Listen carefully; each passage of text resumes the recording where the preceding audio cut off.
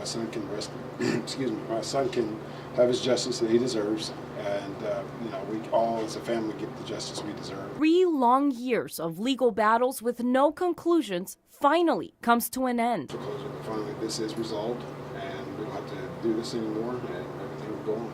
Family was brave, and Shannon and I were in the foxhole for 3 years, so obviously I came to know the man, and nobody I've ever met had the steel that he had to come down here just as freely as he did. Even those involved with the case having a tough time coming to grips with the ending.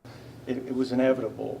This jury knew that there were 3 hung juries before it. While some say there needed closure for the families. We had a couple jurors comment when we were doing jury selection about how they felt the need that this case needed to be brought to a conclusion. And so I think this jury worked very hard to give some type of verdict. Now that the verdict is reached, it's about families moving on. Jeremy Lake obviously is not going to breathe another breath on this planet. His life was deprived of him by the actions of Mr. Kepler.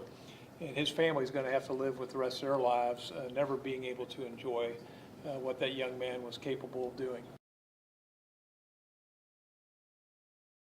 5-year-old Ryland Ward was shot 5 times and remains in critical condition this morning, fighting for his life. Ryland's stepmother, Joanne, and sisters Brooke and Emily all died in the massacre. Brooke was the sweetest thing. I keep thinking about it. She told me she wanted to be a ballerina. She wanted to take ballet. Emily, she was the sweetest little helper. She was always smiling, always happy. Others who were killed include 16-year-old Haley Kruger. Her mother says she loved babies and wanted to be a nurse. Air Force veteran Scott Marshall and his wife Karen had just moved to Texas from Pittsburgh. It was their first time at the church. My only son, too.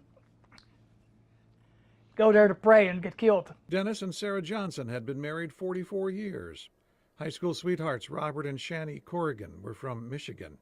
Farida Brown is recovering in the hospital this morning after being shot a number of times. A lady she was next to, he started shooting her repeatedly. And so she held the lady's hand and she was crying and just looking at my mom the whole time. And she just told her, "You're gonna be okay, you're gonna go to heaven." The Consumer Electronics Show might seem smarter this year. Smart running shoes, personalized sense, a smart fragrance machine, even a smart toilet. Does it warm my butt? It sure does. For a mere $6,000, you can even ask Alexa to flush the toilet for you. This year at CES, it's the year when if you didn't put Alexa in your light switch or your toilet or your mirror, maybe you're wishing you had. But is the technology getting ahead of what consumers really want or need? Self-driving luggage can follow you through the airport. Just leave your hands free. It's going to drive by itself. It's powered by a lithium-ion battery, which has to be removed during the flight. Petronix robotic mouse can play with your cat so you don't have to for $150. It understands when a cat is near and when a cat is playing with it. Or nix the real pet altogether with the $2,000 Sony Aibo robot dog. And now you can play 2-person games without the need for 2 people. It's actually not just a ping-pong playing robot, it's a tutor. You hate folding laundry, a robot can do that for you too. Get the Lawn Droid for the bargain price of just $16,000. There's even a robot you can cuddle. You will feel it breathe. There is little that technology can't do at CES, but consumers will make the final decision of which technology they're ready to embrace.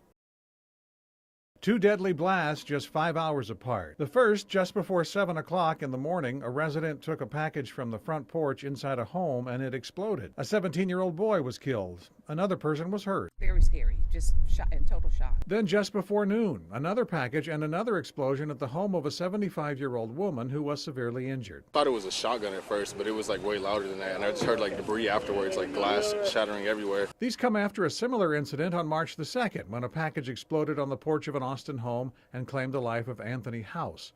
Police now believe all 3 are connected. The victims, when they've seen these packages on the front porch, they have gone out and they have handled them in some way or another, and we've had the explosions occur. Investigators say all 3 packages were average sized, not mailed or sent by an official delivery service, and someone quietly left the packages on the doorsteps. At this point, we don't know yet why this is happening or what the motivation is. Authorities do know residents need to be cautious about what they find at their front doors. There's nowhere to run. And there's plenty of grass left to burn. At least 7 people across the Midwest are dead from these intense wildfires.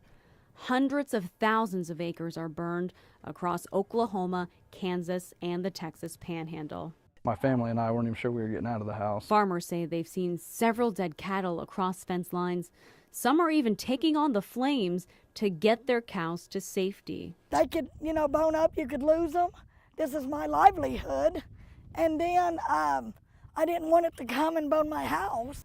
A few farmers died while trying to rescue their cattle. These fires across several states are so large that you can see them burning from space. Governor Mary Fallon's executive order will be in effect for 30 days.